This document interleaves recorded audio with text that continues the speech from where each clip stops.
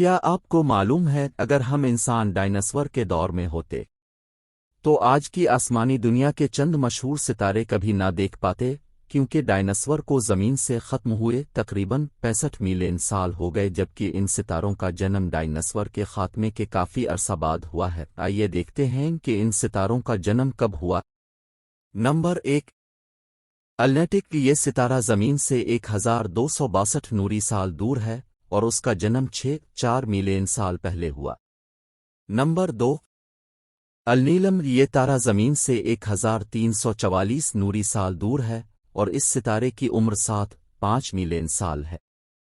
Number 3، مینٹکا۔ یہ ستارہ ہم سے کوئی 1239 نوری سال دور ہے اور یہ 3 ملین سال سے چمک رہا ہے۔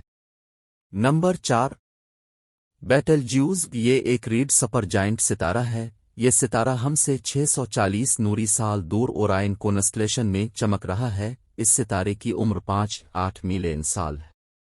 نمبر 5، ریجیل۔ یہ تارہ ہمارے سولر سسٹم سے 866 نوری سال دور ہے۔